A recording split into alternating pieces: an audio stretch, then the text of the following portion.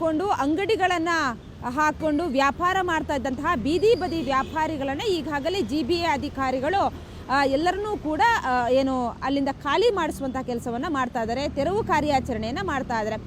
ಆದರೆ GBA ಅಧಿಕಾರಿಗಳು ಆ ಒಂದು ಕಾರ್ಯಾಚರಣೆಯನ್ನು ಮಾಡಿದ ಮರುಕ್ಷಣವೇ ಬಂದು ಬೀದಿ ಬದಿ ವ್ಯಾಪಾರಿಗಳು ಮತ್ತೆ ಅಲ್ಲೇ ಅಂಗಡಿಗಳನ್ನು ಹಾಕೊಳ್ತಾ ಇರುವಂತಹ ದೃಶ್ಯ ಈಗ ನಮಗೆ ಕಾಣಿಸ್ತಾ ಇರುವಂಥದ್ದು.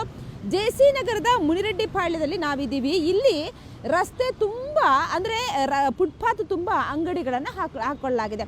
ಅಂದರೆ ಒಂದು ಪ್ರತಿ ಇಡೀ ಬೆಂಗಳೂರಿನಾದ್ಯಂತ ಫುಟ್ಪಾತ್ ಮೇಲಿರುವಂತಹ ಅದು ಒತ್ತುವರಿ ಮಾಡಿಕೊಂಡು ಏನು ಬೀದಿ ಬದಿ ವ್ಯಾಪಾರಿಗಳು ವ್ಯಾಪಾರವನ್ನು ಮಾಡ್ತಾಯಿದ್ರು, ತಳ್ಳೋ ಗಾಡಿಯಲ್ಲಿ ಅಂಗಡಿಗಳನ್ನು ಹಾಕ್ಕೊಂಡಿದ್ರು, ವ್ಯಾಪಾರವನ್ನು ಮಾಡ್ತಾಯಿದ್ರು, ಅದೆಲ್ಲವನ್ನು ಕೂಡ ತೆರವು ಮಾಡ್ತಾ ಇದ್ದೀವಿ ಅಂತ ಹೇಳ್ಬಿಟ್ಟು ಕಾರ್ಯಾಚರಣೆಯನ್ನು ಶುರು ಮಾಡಿದೆ. ಇದು ನಿಜಕ್ಕೂ ಏನು ಪಾದಾಚಾರಿಗಳಿಗೆ ಸಮಸ್ಯೆಯನ್ನು ತಪ್ಪಿಸೋದಕ್ಕೆ ಅಂತ ಮಾಡಿರುವಂಥ ಕೆಲಸ ತುಂಬ ಒಳ್ಳೆಯದೇ. ಆದರೆ ವ್ಯಾಪಾರಿಗಳು ಈ ಒಂದು GBA ಮಾಡಿರುವಂತಹ ಕೆಲಸ ಏನಿದೆ ಅದಾದ ಕೆಲವೇ ಗಂಟೆಗಳಲ್ಲಿ ಬಂದು ಅಂಗಡಿಗಳನ್ನು ಹಾಕ್ಕೊಳ್ತಾ ಇದ್ದಾರೆ. ನಾವು ನೋಡ್ಬೋದು ರಸ್ತೆ ಫುಟ್ಪಾತ್ ಉದ್ದಕ್ಕೂ ಏನು ಅಂಗಡಿಗಳನ್ನು ಅಂದರೆ ತಳ್ಳೋ ಗಾಡಿಗಳನ್ನು ನಿಲ್ಲಿಸಿರುವಂಥದ್ದು.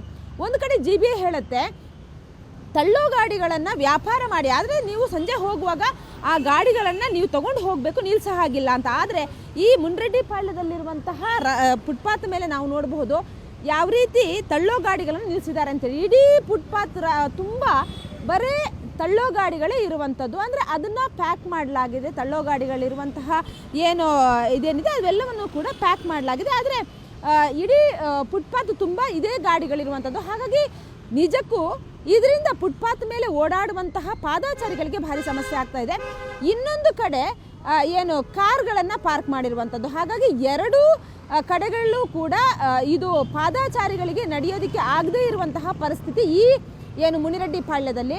ಹಾಗಿದ್ರೆ ಅಧಿಕಾರಿಗಳು ಒಂದು ಕಣ್ಣಿಗೆ ಬೆಣ್ಣೆ ಒಂದು ಕಣ್ಣಿಗೆ ಸುಣ್ಣ ಅನ್ನುವಂಥದ್ದು ಇಲ್ಲಿ ಸ್ಪಷ್ಟವಾಗಿ ಗೊತ್ತಾಗುತ್ತೆ. ಯಾಕಂತಂದರೆ ಬೇರೆ ಕಡೆಗಳಲ್ಲಿ ಕೂಡಲೇ ಅದನ್ನು ತೆರವು ಮಾಡುವಂತಹ ಕೆಲಸವನ್ನು ಮಾಡಿದ್ದಾರೆ, ಆದರೆ ಇಲ್ಲಿ ಯಾಕೆ ಇದನ್ನು ಹೀಗೆ ಬಿಟ್ಟಿದ್ದಾರೆ ಅನ್ನುವಂತಹ ಪ್ರಶ್ನೆ. ಸ್ಥಳೀಯರು ಕೂಡ ಇದಕ್ಕೆ ಆಕ್ರೋಶವನ್ನು ವ್ಯಕ್ತಪಡಿಸ್ತಾ ಇದ್ದಾರೆ. ನಾನು ಮಾತಾಡಿಸ್ತೀನಿ ಅವ್ರನ್ನ. ಸರಿಗ ಒಂದು ಕಡೆ ಪಾರ್ಕಿಂಗ್ ಸಮಸ್ಯೆ, ಇನ್ನೊಂದು ಕಡೆ ಫುಟ್ಪಾತ್ ಮೇಲೆ ಅಂಗಡಿಗಳು ಹಾಗೆ ಇದ್ದಾವೆ. ಏನು ಹೇಳ್ತೀವಿ ಮೇಡಮ್? ಈಗ ಪಾರ್ಕಿಂಗ್ ತೆಗೆದಿರೋದು ತುಂಬ ಒಳ್ಳೆಯ ವಿಷಯ. ಆದರೆ ಅದೇ ಥರ ಈಗ 4 ವೀಲರ್ಗಳು ಅಲ್ಲಿ 2 ಕಿಲೋಮೀಟ್ರ್ ಪರ್ಮನೆಂಟಾಗಿ ಪಾರ್ಕ್ ಮಾಡಿದ್ದಾರೆ. ಅದನ್ನು ಈಗ ಅಟ್ಲೀಸ್ಟ್ ತೆಗಿಬೇಕು. ಯಾಕಂದರೆ ಈಗ ಡ್ರೈವಿಂಗ್ಗೆ ತುಂಬ ಕಷ್ಟ ಆಗುತ್ತೆ. ಯಾಕಂದರೆ ಇದು ಸಿಂಗಲ್ ಲೈನು, ಅಟ್ಲೀಸ್ಟ್ ಒಂದು 2 ಕಿಲೋಮೀಟರ್ಸ್ವರೆಗೂ ಇದೆ, ತೆಗಿತಾನೆ ಇಲ್ಲ ಮೇಡಮ್. ಅದು ಎಷ್ಟು ಅದಕ್ಕೆ ಇದಕ್ಕಾದರೂ BBMP ಇನಿಷಿಯೇಟಿವ್ ತಗೊಂಡ್ರೆ ಚೆನ್ನಾಗಿರುತ್ತೆ. ಯಾಕಂದರೆ ಸ್ಪೆಷಲಿ ಈಗ ಲೋಕಲ್ MLA ಇದ್ದಾರೆ, ಅವ್ರು ಸ್ವಲ್ಪ ಸಪೋರ್ಟ್ ಇರುತ್ತೆ. ಅದಕ್ಕೋಸ್ಕರ ಅಟ್ಲೀಸ್ಟ್ ಒಂದ್ಸರಿ ತೆಗೆದ್ರೂ ಕಂಟಿನ್ಯೂಸ್ ಆಗಿ ಮಾನಿಟರ್ ಮಾಡಬೇಕು. ಅದೊಂದು ನಮಗೆ ವಿನಂತಿ. ಅದು ಮೇಡಮ್, ಅದು ಮೊನ್ನೆ ಈಗ ಅಲ್ಲಿ ತೆಗೆದಿದ್ದಾರೆ 3 ಡೇಸ್ ಬ್ಯಾಕು. ತಿರ್ಗಾ 2 ಡೇಸ್ ಅಲ್ಲಿ ತಿರ್ಗಾ ಬಂದಿದ್ದಾರೆ. ಅದಕ್ಕೆ ಫ್ರೀಕ್ವೆಂಟ್ಲಿ ಅವರು ಇನ್ಸ್ಪೆಕ್ಷನ್ ಮಾಡಿ ಚೆಕ್ ಮಾಡ್ತಾ ಇರಬೇಕು. ಅದೊಂದು ವಿನಂತಿ. ಯಾಕಂದರೆ ಈ ಗೌರ್ಮೆಂಟು ಹೆಸರಿಗೋಸ್ಕರ ಮಾಡ್ತಾರೆ, ತಿರ್ಗಾ ಆಫ್ಟರ್ 2 ಡೇಸ್ ಇದೇ ರಿಪೀಟ್ ಆಗ್ತಾ ಇರುತ್ತೆ. ಸೊ ಇದಕ್ಕೆ ಕಂಟಿನ್ಯೂಸ್ ಪ್ರೋಸೆಸ್ ಇದ್ದರೆ ಚೆನ್ನಾಗಿರುತ್ತೆ ಮೇಡಮ್. ಏನು ಹೇಳ್ತೀರಿ ಇದಕ್ಕೆ? ಅಂತ ಅಧಿಕಾರಿಗಳು ಬೇರೆ ಕಡೆ ಎಲ್ಲ ಖುದ್ದು ತೆಗೆಸ್ತಾ ಇದ್ದಾರೆ, ಇಲ್ಲೆಲ್ಲ ಹಾಗಾಗಿ ಇದೆ ತಳ್ಳೋ ಗಾಡಿಗಳು. ಹೌದು ಮೇಡಮ್, ಇದು ಅದಕ್ಕೆ ಸ್ವಲ್ಪ ಎಲ್ಲರಿಗೂ ಗೊತ್ತಿರುತ್ತೆ, ಸ್ವಲ್ಪ ಲೋಕಲ್ ಸಪೋರ್ಟ್ ಇದೆ, ಅದಕ್ಕೆ ಅದೊಂದು ಕಾರಣ ಇರ್ಬೋದು. ಇಲ್ಲಾಂದರೆ ಈ ಥರ ಅವ್ರಿಗೆ ಅಷ್ಟು ಧೈರ್ಯ ಬರೋದಿಲ್ಲ ಮೇಡಮ್.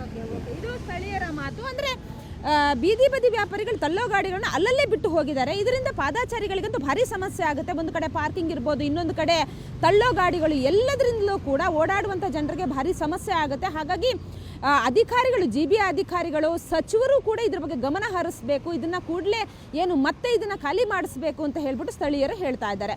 ಬೆಂಗಳೂರಿನಿಂದ ಕ್ಯಾಮ್ರಾ ಪರ್ಸನ್ ಮುನಿಯಾ ಜೊತೆಗೆ ಮಮತಾ ಮರದಾಳ, ಏಷ್ಯಾನೆಟ್ ಸುವರ್ಣ ನ್ಯೂಸ್.